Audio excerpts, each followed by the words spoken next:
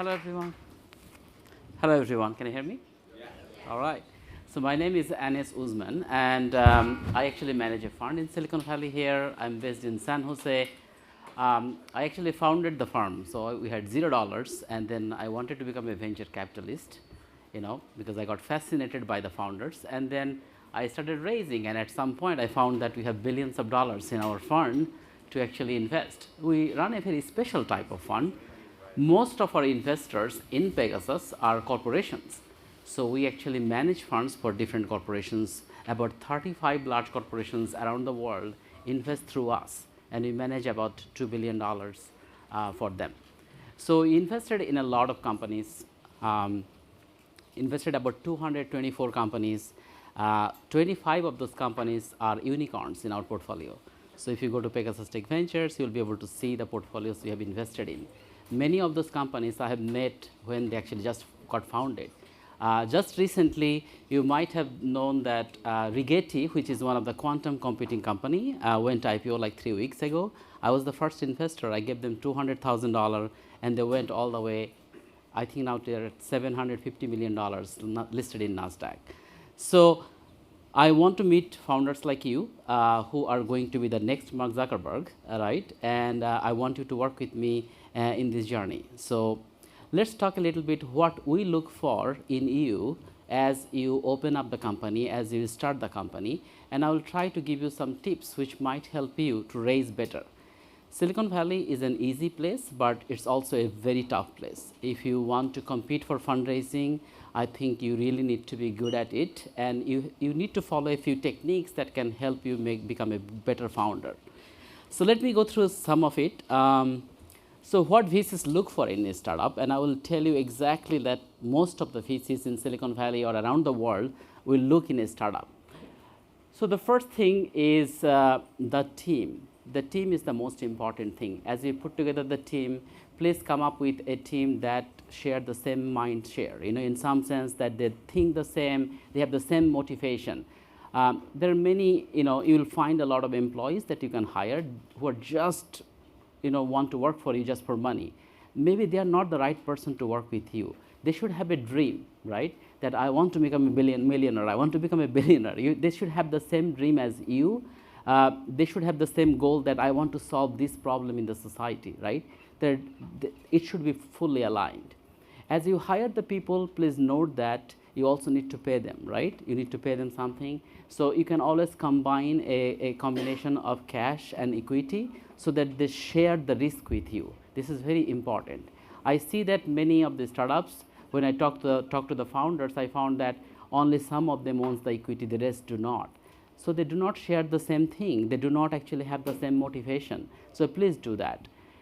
Also, it is a good idea to actually make it a little bit diversified in the sense that diversification in the sense that hire some full-time, hire some part-time. It is always good to actually hire some advisors, some big shot advisors. You'll be surprised. I also run an event like this, a startup, same as a startup grind called a Startup World Cup. Look at those speakers. I did not know them at all. I just linked in them, and they all responded. But I had a big volume. I reached out to 1,000 people, and 10 of them responded, and they happened to be founders of the famous companies. I just didn't know them. So keep trying. Social media has put us close to the whole world, and I think you can most probably reach out to many famous people who can become your advisors. You need to keep approaching. You need to keep trying.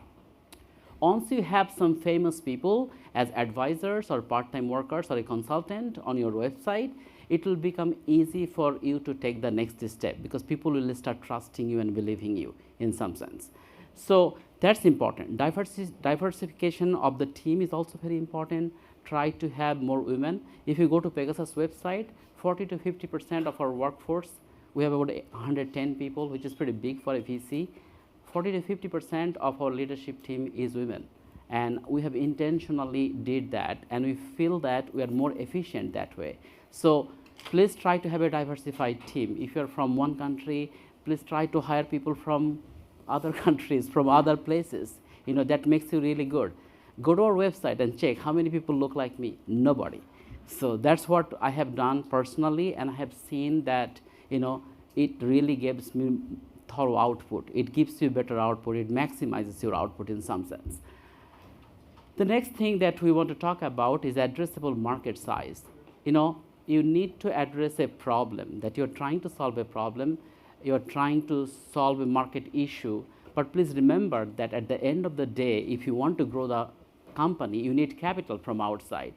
You need capital from an institutional investor like me. And the only way I will invest in you, that if your company has a future in the sense that it can play into a bigger market. So always calculate that the thing that you're trying to do, how big is the total market size is, direct and indirect. It has to be more than $1 billion right now. I remember 10 years ago when I started my firm, we used to call it $100 million market size. It's no longer that case. Everything has gone up in value, right? So it has to be $1 billion or more playable market. That will ensure that you can not only get funding, when you grow up, it is easy for you to go through an M&A process, because large corporations will try to buy you out or work with you only when you're addressing a market which is big enough. So the next thing that you want to make sure, that many of the founders will reach out to me and try to get funding, investment from me, but they say that, oh, I am registered in a country that I do not even know. So please make sure that if you are coming from a different country, or if you're applying from a different location, your company has to be registered in a location that is more familiar to the investors. What are some of the countries? Register your company in the state of Delaware. That is the most friendly one for us, right? We love to invest in Delaware companies. Try to register in UK, Switzerland, and Singapore most probably. If you have registered your company in a location that we have not done business with, it's difficult for us. Why? I have to hire a lawyer, I have to hire an accountant just for you. It's very difficult for us to actually do business that way. So if your company is not registered in the US, I will suggest that you register in the US, so it becomes easy for the investors to work with you. The next thing is the product that you are coming up with, product and service. I have seen, still today, like every single day, I will get 10 to 20 emails, and they have come up with the next generation $1 billion social network. Still today. I mean, there are so many similar things. Actually, it is very difficult for us to differentiate you from others. So always come up with an idea that does not exist. Even if it exists, please make sure that you can differentiate yourself from the others. And when you are talking to us, please make sure that you can explain to us how this is different from others. Always try to run some tests on the market before you come up with a solution. A lot of good founders I have seen, who are especially serial entrepreneurs, they will actually start with a problem in the market, and then they will go to solve that problem. They do not come up with the product and then apply to the market. They actually discuss the problem first and then create the product that can solve that problem. They are successful. So please try to do that, because that way you will have a bigger market to address.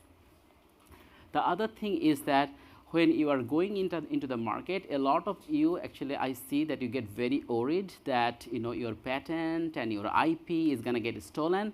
Don't worry about it. Nobody has time to copy your IP.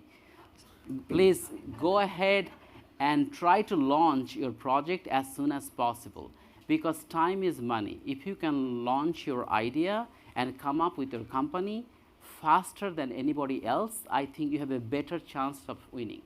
Please do that, because whenever, in my case, I started my VC from zero, and I had to fight with every single established VCs in the world. But what I did, when I thought something, I thought it today, I executed it tomorrow. Nobody can keep up with me. And that's why, like when they think that, oh, I want to start a similar thing like myself, I'm already thinking about the next thing, right? So please do that. Try to execute it as soon as possible. The next thing is that as you are getting ready to become bigger and you are going to go to the market, you also need to make sure that you also have a clean cap table. This is very important. A lot of the great companies that we look into, when you open up their books, we see that it's a mess. I see that he has 20 people invested in the company. They have the same last name. So it's the cousin, it's the brother, it's everybody in the family is part of it. So you should have a clean cap table. This is very important. It cannot be messy. So you can work with a professional. Many founders, what I suggest you to do, if you raised capital from your family at the early stage of your journey, I will say that consolidate that and see if you can find an institutional investor who can buy it out for a discount. Please do that. That's how people clean up the table. That's how when people go to IPO, they try to make sure that there are not many individual investors, rather that those things are wrapped around by an institutional investor. If you came up to me and told me that I have the next Airbnb and I have 10 of my cousins in the cap table, and will you buy it out? I will say that, yeah, I will do it if you give me a 10-20% discount on the current round. I will do that. I have done that many times, trust me, because that's how we also help the founders clean up the table, so that then they're going to the next round and becoming more institutional. Gradually it starts looking more professional, right? At the beginning, I know that you're getting money from everyone and anyone, so it will be messy, and that's acceptable.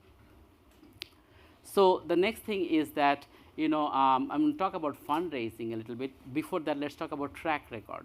Track record is very important, but at the very early stage, you do not even have a track record. Maybe you have a personal track record. If you're a seed stage company, if you just have an idea and you are launching the idea, we look at you. I'm actually just going through the companies from Y Combinator. They actually had the demo day like 2-3 weeks ago, and we're still going through hundreds of companies from Y Combinator, and the only thing that we can see is the founder. We look at their track record. Did they do a company before? Do they have a great advisor in the team, right? How many people they have? Did they have a PhD if they're talking about a technology product, right? So we're looking at those things because we have nothing else to see. So if when you are at a very early stage, your team is your track record to try to come up with a very nice team, mixed team, diverse team. As you are growing bigger, I think the track record and things we see are different. As you are going to Series A or B, we start looking at your financial track record, that how much money you have made. If you don't have any financial track record, or if you have not monetized yet your product and technology, we actually start looking at how many clicks you have seen, or how many hits you have seen, how many subscribers you have, how many people are gathering, right? So we see that. So track records can be different based on the product and technology that you're developing or coming up with, but actually we need to see that as you are getting bigger and bigger. So at the early stage, it is easy to fundraise in some sense, as you have a great team, and that will help you and take you to success. The next thing is the fundraising and execution plan. So fundraising actually is going to be very interesting thing. So please note that, it is easy to fundraise if you know how. If I were you, the first thing I'm going to try into a great incubator. I will try to get into Y Combinator. I will try to get into Techstars. I will try to get into 500 startups. I will try to get into some of the popular, incubator and accelerator. Why? Because many of the investors, even investors like us, we want to see companies which are already filtered through one process, right? When we are looking at a Y Combinator company, we know that they have gone through some basic checks. It is easy for me to take the next level of checking. So please try to do that. That's the first thing. If you do not get into an incubator, don't worry about it. Your life is not going to end here. I also did not go to Harvard University, but I have one of the biggest fund in the world. So have confidence in you. Do not need to go to Harvard University to get everything. No offense to those people who have gone to Harvard University, by the way. I went to the cafe of Harvard University, by the way. And I actually taught a few classes in their MBA, in the master's class. So I have done that. So the fundraising thing, one other technique is that do not raise from one party. Sometimes one company will come and say that, hey, we'll give you the whole $2 million you wanted to raise for your seed round. Do not take that. Tell them that give me $1 million, I will raise the rest of the million from the rest of the investors. Because think about it. If you have only one investor, you can only get help from one party, and you need help from many parties. So at the seed investment, when you are raising the capital, I will suggest that you have a few VCs, you have a few angel investors, individual investors. You also have a few angel investors who can give you a little money, but they're promising you that I will hook you up with this, I will hook you up with that, I will actually hook you up with this VC. So please do that. a lot of talented individual, founders I have seen, they will mix it up in a very, very nice way. Am I over time? I'm good, right? Yeah, very good. I'm enjoying it. Okay, Why so it is very important, right? So as you actually raising the money, please remember that as you're growing bigger, when you're a seed round, mix it up a notch, right? As you're in Series A, try to have more money from VCs, right? As you go to Series B, try to get more money from corporations, because that's how you grow and that's how it will push you.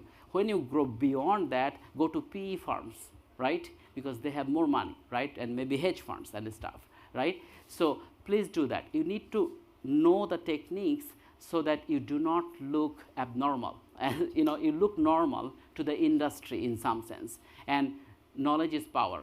So read a lot of books how to do this. I know that there are some books like venture deals and stuff. Please read those. I think this will definitely help you. But gradually making progress with the fundraising, I think, is going to be very important. As you're going to the fundraising, as you're getting bigger, people want to know how you are going to use the money. I remember I talked to one founder and I actually told her that I'm going to give you this much capital because I thought the product and technology was great. The idea was great. And when I asked her what you're going to do with the money, she said, like, what should I do? Should I get a Tesla? She literally said that. The fundraising was cancelled. Right there, I decided not to invest in her. She literally said that when she gets the money, she's going to buy a Tesla. My hard-earned money is going to a Tesla that she'll be driving. I'm not going to invest in that, okay? So many of you do not buy Tesla, okay? Especially with investors' money. Buy with your own money. Tesla is a great car, right? I love it. But please do that, okay? You need to have a definite plan how you're going to use the money. So please put together the plan, look at the books, what the investors would like to hear, right? And follow that book also, really follow that, don't just lie, right? Follow that, because you want to use the money for hiring another person. I'm going to use the money to actually do some marketing, right? I'm going to do the money to hire some engineers. When you say that, it is credible.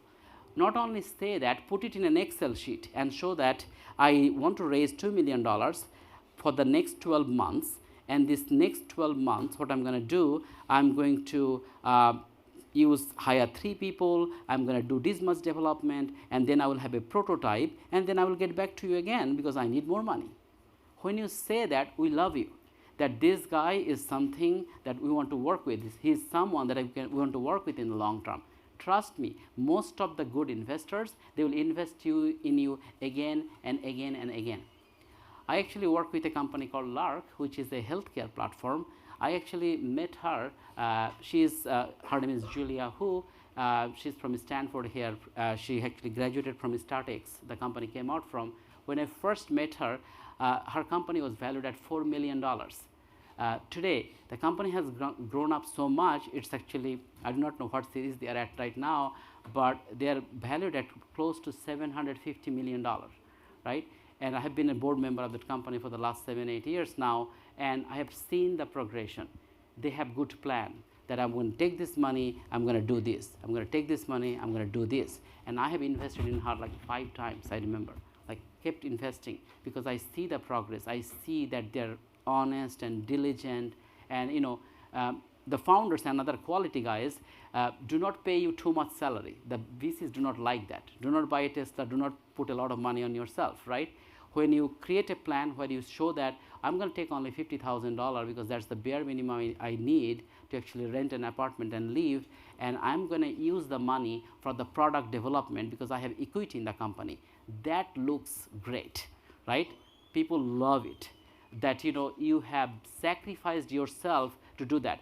When we see a company that all the employees are taking $300,000 a year, we are doubtful that these guys have the right motivation, right? Another thing is that, please remember, when you're fundraising, one of the things that happen very often, say you are starting a company, Google contacted you and told you that we're going to do a seed round, we're going to give you $2 million, we're going to take 60% of your company. What do? You give it out to them. Oh, it's Google, right? Do not do that. So one rule of thumb, if you're seed round companies, please raise whatever money you want, but only give 20% at the maximum. Do not do more than that. After Series B, Series A, you are out 30% of the company. 70% should be owned by you. After Series B, you should have only given out 40% of the company. 60% should be with you. At the end of the day, when you are this big billion-dollar company going for IPO, you as the founding team should at least have 30 to 40% of the company with you, and 60% of it should be with the investors. We see companies at the seed round that only 30% with the founders and 70% has gone to the investors. I hate those investors as well, because they did not do a responsible job of growing the company to the next level. They just worried about themselves. They are not good investors. Do not take money from them. Okay? So please do that. Planning, financial planning in the right possible way, I think is the way to win. If you are talented and knowledgeable, you can build a great company. It is so easy. There are thousands of VCs in Silicon Valley. Gosh, you cannot fundraise, you have some problem in yourself, right? There is so much money sitting there. I am waiting in my room to actually give money to people, but people do not know how to ask for money, right? Is it my fault? No, it's your fault, right? So then the other thing is that putting together the plan and showing, giving the confidence, and always say the same thing, right? I think is going to be very important. Last thing is exit. You might be thinking that I'm just opening up the company. Don't talk about exit because I love my company. This is my baby, right? Please know that every single investor would like to hear that you have an exit plan, right? Even if you do not have a plan, say that I would like to become Mark Zuckerberg. We love to hear that. If you don't have motivation, we do not want to work with people who don't have a big dream. So please have a dream. Please actually show that it really makes a difference for us. So please also know that every single investor has an investment thesis. We are trying to accomplish something, right? We have social responsibility. We might be, we might be actually having some motivation. Knowing what our motivation is sometimes becomes very important. If you can align your company's goal to that motivation, that will be great. For example, today, if I invest in any company, I would definitely like to invest in a company which has female diversity. At least 20 to 30% of the founding of the members are female. That's one of our motivation, because we want to promote diversity in the startup ecosystem. So if you know my motivation, it will be easy for you to hire some people and diversify your team. If you came like 3 guys came in, 3 white dudes or 3 no, you're not getting money from me anymore, because you need to diversify it yourself.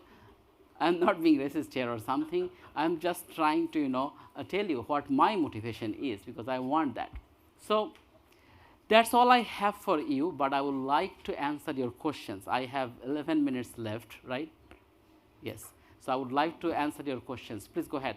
I have 2. You mentioned books on raising. You mentioned read a few good ones. Which ones would you recommend? So one of the books that I actually will recommend you is Venture Deals, but I will also actually look into Lean Startup, The Lean Startup, written by Eric Rice. That's a great book to actually also learn how you can actually strategize whole thing.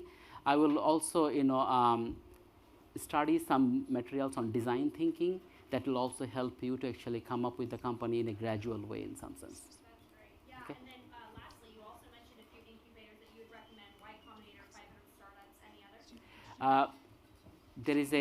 There is another incubator that I will recommend. Obviously, Startup Grind is a great platform, right? Try to start using that.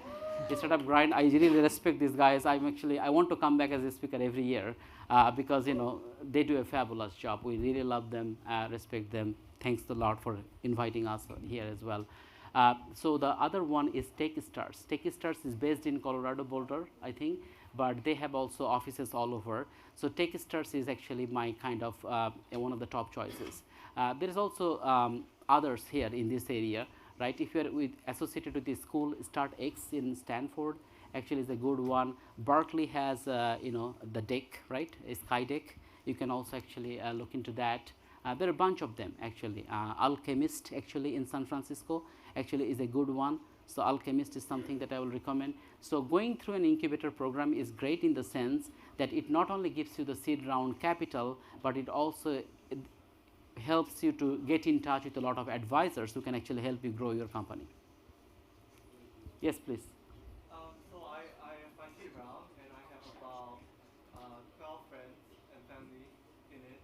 At what point, how many is too much and how much do you need to clean up? And is it a gradual process or do you need to clean up all the friends and family at one shot? Or please tell me more about the cleanup. So he has a seed round company. He has 12 family members as an investors. When he needs to clean up, right? So you don't need to clean up right now. Don't worry about it because you need the capital, right? As you start working with, if it is a pre-seed round, that's what I will guess. So you will do like a regular seed round. We have an institutional investor already, but he hasn't cleaned it up yet. I think when you go to Series A, I think you will start cleaning. When you go to Series A and B, you can actually ask some of the institutional investors whether they will be willing to buy out, and you can convince your family to also sell out for the sake of it.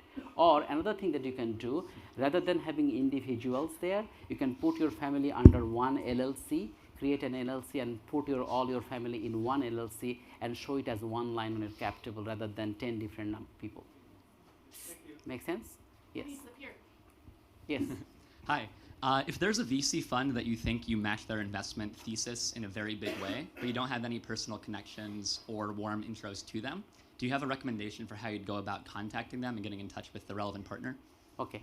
So if you do not have a pre-existing contact with anybody, you do not know any VC, how do you contact them? Is that correct? Specifically in the case that you think, and you've read through their website, and it has a very tight match with your company, but yes. Yes.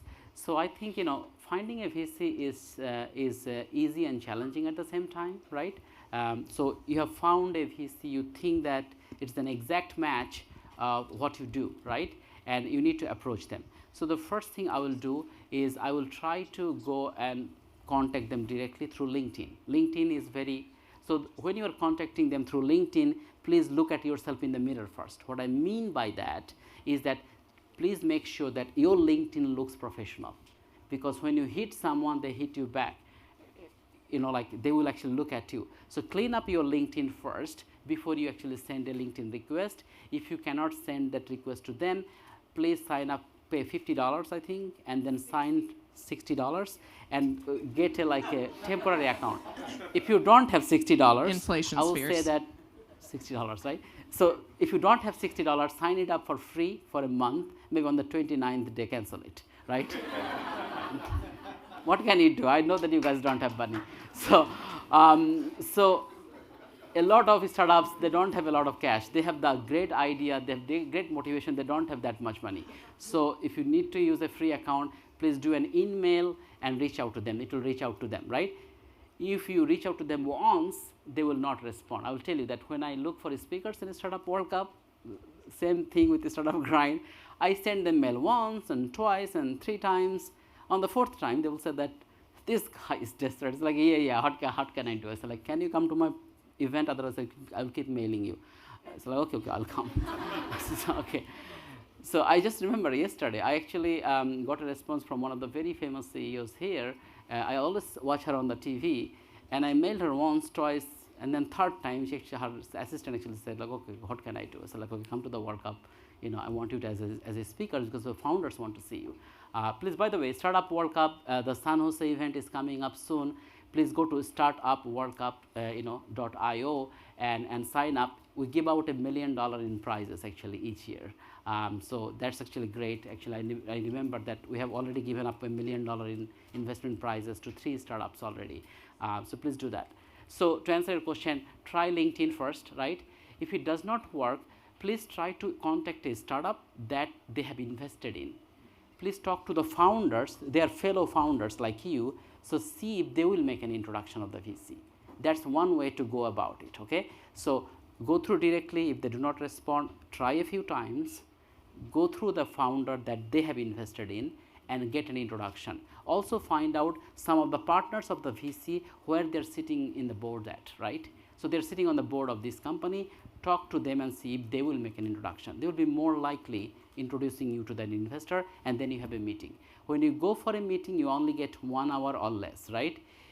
That is your time to actually impress them. Dress nice, do not smell, right? Take a nice shower and go, okay? Obviously, please do that. And when you go, it is your one chance. Practice real well. Become a robot just for 1 hour. You practice well, do all possible Q&As before you go, and then when you go, answer each question, perfectly. Watch Shark Tank before you go, okay? You see the questions coming up, you answer all the questions, you get the money. You cannot answer the questions, you're out. That's how it works. So prepare really well. Do not take a meeting before you are fully prepared. Your slides, your PowerPoints has to look perfect. Please bring your laptop, but also bring a printout. In case they don't have a display, you are lost, right? You cannot show it from a little screen. So have a printout with you. Be well prepared. I think it will solve your problem, most likely. Thank you. Okay? I love it. We got one more up here before I run back downstairs. Okay. Hi, my name is Chandra. First of all, thank you so much for this information. This was very helpful. And I was wondering, you did mention that one of the things that you're looking for is like a woman founder. I was wondering, what else is there in your investment thesis? Is it? So us overall, I think we also look at the SDG side, that the company has to do something that also socially helps people. That is also very important. For us, we're so darn rich now at this point. We don't care about money anymore, right? We also care that whether the solve. I'm just kidding. I'm not that rich. So we also want to see whether the company is having an SDG side of it. So whatever you do, your company should have a social thing. That UN has 17 sustainable goal, right? So please make sure your company actually is somehow solving also the social problems we have. Environmentally or socially, your company has to do something well. I think most of the investors today, they would like to see that. So please have that as part of your thing, that I'm trying to have this social network, but socially, is it helping some people mentally? Like, find out that age. You need to be able to explain that age, and that will definitely help you in some sense. All right, thank you. Yes, I will go to the back. Yes. Hello, my name is Johnny Pignano. I'm the CEO and co-founder of SignSpeak. We are a real-time sign language recognition technology that allows for sign language to be translated into English. My question refers back to when you said telling an investor in an early conversation, hey, like, this is my plan for this capital, right? And then my plan is to go raise, right? I've heard from some investors that seems like a cliff, right? Because if you're not able to raise the next funds, then your company falls. So what would be sort of your response for investors that are like, well, that's a cliff and I don't like that. Please have like a more rounded strategy. Like, what would be some of the things that you would recommend founders to sort of round out that cliff? When investors actually try to find out an excuse, they will always tell you that, I want you to do that. So that's an excuse to just refuse you, most probably. I always believe in volume, okay? So if you have talked to like 3-4 investors and they always told you that the same thing, then you know that that is a problem that you need to solve, right? But you're just talking to 1 or 2 investors and they're giving you different things and telling you that I want this much to be done to get investment from us. Sometimes they actually stick to their words and they will let you do that so that they can give you the funding. They do that. But in most cases, if you do not want to wait for it, I will play with the volume. I will reach out. There are thousands of investors around the world. I actually know that I'm connected to 60,000 investors around the world. So that's how many investors are there in the world. So it's a big ocean. So you play with the volume, reach out to as many people as possible, reach out to as many investors as possible. Not every single person will give you the same reasoning for not investing in your company. Okay? One more let it question. rip? Yes. I know we have 2 more. I know we have 1 upstairs, 1 downstairs, and we're totally Okay, full I'll on go to time. one upstairs, yes, Although go do ahead. not ask an incredibly dynamic question. I'm just kidding. He's I'm putting you on scared, the not spot. And you do shaking. have to project, forgive me, but I know you got this. Go ahead. So you mentioned Lark, but in addition to Lark, you have 2 other telemedicine portfolio companies. One is AlloDoctor and the other is Sensus. Yes. So there are 3, exponentially increasing amount of telemedicine companies out there. Why did you choose that? So I also invested in Sensely in San Fran because the founder was great. I mean, he actually had a nice plan. He had a unique product and technology that actually nobody else had. And he also did another thing, is that when COVID started, he actually came up with his avatar that could help people at the very early stage answering any questions online. his avatar could actually answer everything. So great founder, he responded to the needs of the time, and he also was able to stick to his game plan and being honest about it. So we actually invested multiple times into Sensely, and they're doing fabulous. The other company that you're talking about, Allo Doctor, that's in Indonesia. So we invested in that company. They are WebMD of Indonesia. We invested only in a very small way at the very beginning, but they went out exponentially and most probably going to become the next unicorn in Indonesia. Came up with a product because they did not have much hardware or anything in place. They had a software plan, but a plan, and Indonesia has a big population. It's the 4th largest populated country in the world. We always also look at the demographics, that who is your demographics. So if you're launching something in a big country, you do not need to worry about it. In the US, don't worry about it. We have 350 million people to actually play with, right? So, but if you're in a different country, sometimes I get calls from small country people. I always tell them that who is going to use that product, and he said like it's going to be only in Cyprus. I said like, dude, I'm not going to invest in your company, okay, because it's only in Cyprus. So you need to actually see that how the big population they were trying to address the company's solution with. So that's very important. Answer this question. I'll do one more here. Last question here, folks. He's in I'll try to make it quick. Thank you for coming out today. What's kind of your rule of thumb when it comes to setting up a compensation package for your first employees in your startup? In the startup, I will say that your first employee is going to be so you are the founder of the company, right? I will actually try to find out similar minded people who you can call a co-founder. I know that they did not come up with the idea, but you should get a few co-founder type of people, at least 2, one on your right, one on your left, like who will have the same type of mindset. So finding that people, I think, is not that easy. You need to actually try different people, and at one point you will find those people, and I think that will be the key thing. With them, you need to share some of the equity. So do not be stingy about it, right? Share some equity with them so that they actually think that this is our company, not your company. So please find people who actually easily embrace your company as our company. I always like employee who actually come in on the second day say like we rather than you. Find those people. There are those people with those mindset, and I think they will be very valuable for your next future growth. Okay? That's all I had. Big guys. round of Thank you applause, so much. folks. Big round of applause. That was so fabulous. Thank you so much.